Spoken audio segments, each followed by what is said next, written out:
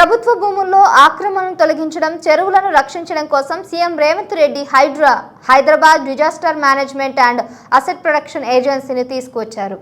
ఈ సంస్థకు కమిషనర్గా ఐపీఎస్ అధికారి ఏవి రంగనాథ్ ఉన్నారు. ఇప్పుడు ఆయనకు మరో కీలక బాధ్యతలు అప్పగించేందుకు తెలంగాణ సర్కారు ఉన్నట్లు కూడా తెలుస్తుంది. హెచ్ఎండిఏ పరిధిలోని చెరువుల పరిరక్షణ కోసం ఏర్పాటు చేసిన లేక్స్ ప్రొటెక్షన్ కమిటీ చైర్మన్గా రంగనాథ్ నియమిస్తారని సమాచారం. కాగా ఇప్పటి వరకు ఈ బాధ్యతలను హెచ్ఎండిఏ కమిషనర్ నిర్వహిస్తున్నారు. హైడ్రా కమిషనర్ ఏవి రంగనాథ్ కు మరో కీలక బాధ్యత అప్పగించేందుకు రేవంత్ సర్కార్ సిద్ధమైంది. లేక్ ప్రొటెక్షన్ కమిటీ చైర్మన్ గా ఆయన్ను నియమించినట్లు తెలుస్తుంది. హైదరాబాద్ చుట్టూ హెచ్ఎండిఏ పరిధిలోని 7 జిల్లాల్లో విస్తరించి ఉన్న చెరువులు పరిరక్షణ కోసం ఈ కమిటీ ఏర్పాటు చేయగా దీనికి ఆయన్ను చైర్మన్ గా నియమించినట్లు సమాచారం. గ్రేటర్ హైదరాబాద్ పరిధిలోని చెరువులు, కుంటలు, ప్రభుత్వ స్థలాలు నిర్మించిన అక్రమ కట్టడాలపై హైడ్రా ఉక్కుపాదం మోపుతున్న సంగతి తెలిసిందే. రూల్స్ కు భిన్నంగా ఉన్న కట్టడాలను నిర్దాక్షిణ్యంగా కూల్చేస్తున్నారు.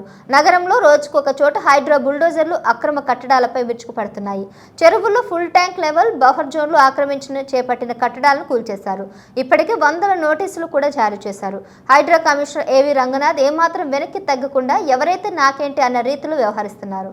ప్రస్తుతం హైడ్రా ఔటర్ రింగ్ రోడ్డు వరకు ఉన్న చెరువులు, కుంటలు, ఎఫ్టీఎల్ బఫర్ జోన్లు, నాలాలు, ప్రభుత్వ పార్కులు ఆక్రమించి చేపట్టిన నిర్మాణాలను కూల్చివేస్తున్న సంగతి తెలిసింది. హెచ్ఎండిఏలో పరిధిలో 7 జిల్లాలు ఉండగా ఆయా జిల్లాలోని చెరువుల పరిరక్షణను కూడా హైడ్రా కమిషనర్కు అప్పగించాలని చూస్తున్నట్లు తెలిసింది. తద్వారా ఆక్రమణకు గురికాకుండా కాపాడవచ్చని సర్కార్ భావిస్తుంది.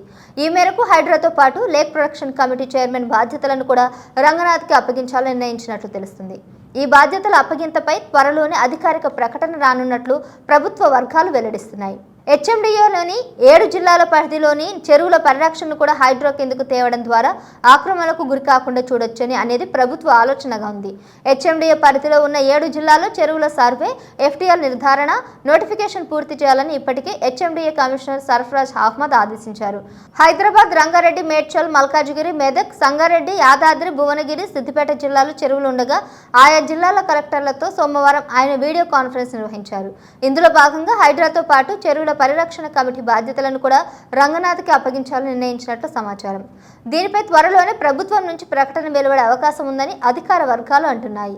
మరోవైపు హెచ్ఎండిఏ పరిధిలో ఉన్న 7 జిల్లాల్లోని చెరువుల సర్వే, ఎఫ్టీఎల్ నిర్ధారణ, నోటిఫికేషన్ వెంటనే పూర్తి చేయాలని కమిషనర్ సర్ఫరాజ్ అహ్మద్ ఆదేశించారు.